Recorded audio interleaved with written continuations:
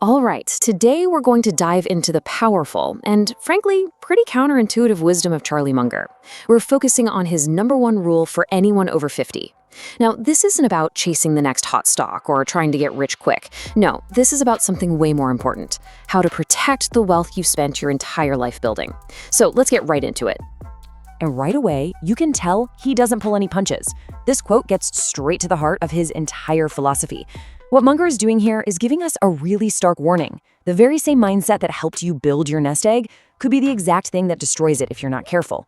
It's a total shift in how you have to think about the game.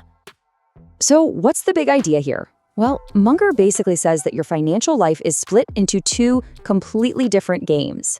And the single biggest mistake people make is that they don't even realize the rules. And more importantly, the stakes have totally changed.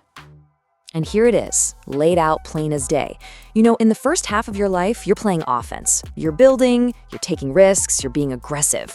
And you can afford to, right? Because you know that time is on your side to fix any mistakes. But after 50, the game just completely flips. You're now playing defense. It's all about keeping what you've got, because the stakes are incredibly high. And time? Well, time is no longer your friend.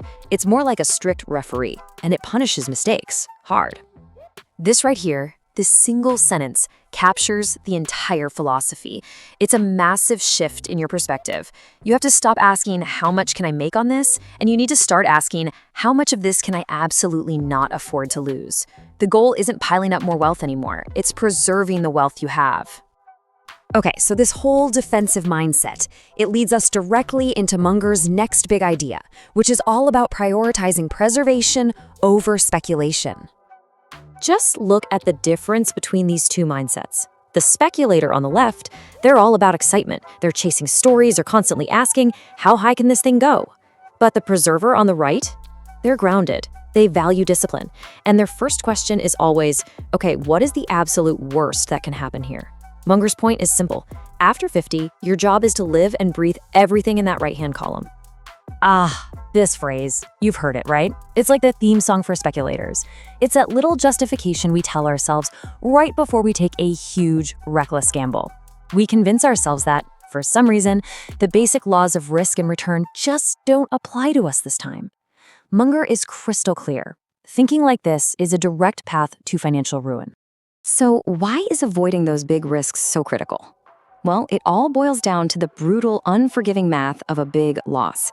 Let's just imagine your portfolio takes a 50% hit. I mean, that's gut-wrenching. But hey, you just need to make 50% back to get even, right? No, not even close.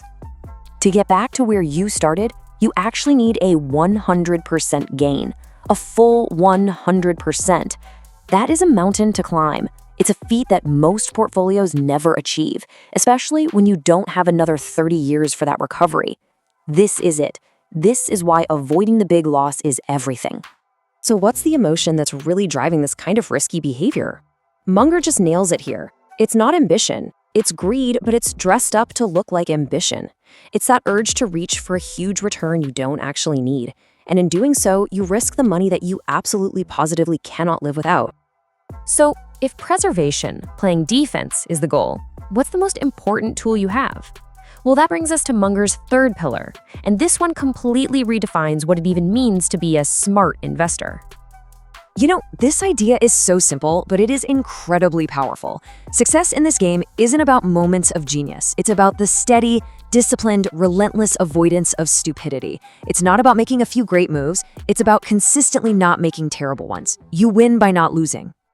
And here are the most common ways that stupidity shows up.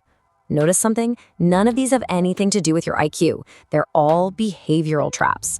We're talking about chasing trends because you have FOMO, letting your ego write checks your portfolio can't cash, or just fiddling with your investments all the time because you confuse activity with progress. So what's the one thing, the one trait that helps you avoid all those traps? It's not about being the smartest person in the room. Munger says it's all about temperament. It's that rare, steady ability to stay rational when everyone else around you is either freaking out or getting ridiculously greedy. He was convinced this was the single most valuable quality any investor could possibly have. Here's a great way to picture it. Intelligence? Yeah, it might get you into the game. It'll open the door. but it's your temperament that actually keeps you at the table through all the crazy ups and downs the market throws at you. It's what lets you survive long enough to actually win.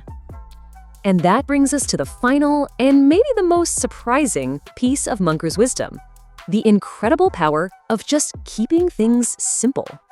You know, we're naturally drawn to complexity, right? It makes us feel smart, sophisticated, but Munger said it's a total trap. Every layer of complexity you add to your strategy is just another place where something can go wrong. Simplicity, on the other hand, is strong. It's robust, you can understand it, you can stick with it, and it allows the quiet magic of compounding to do its thing without you getting in the way. So what does this simplicity actually look like? Well, the rules are almost shockingly dull. I mean, it's just common sense, right? Spend less than you make, only buy things you actually understand, avoid debt. But see, their genius isn't in how clever they are, it's in the discipline of executing them, year in and year out. The real reason people fail isn't because they don't know this stuff, it's because they lack the temperament to actually stick to the plan. This quote really just says it all.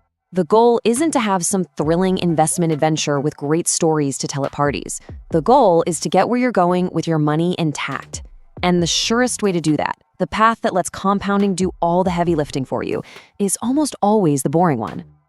So what this really means is that true financial confidence, it doesn't come from some flashy, complex strategy that you can brag about. It comes from having a simple, durable process that you can actually follow. It's about being totally okay with looking boring on the surface while your wealth is quietly and steadily growing in the background. And really, in the end, Munger's advice is about so much more than just a financial strategy. It's a blueprint for a life with less stress and more security in your later years. It's about protecting not just your portfolio, but your peace of mind. And that really leaves us all with one final question to think about. What is that truly worth to you?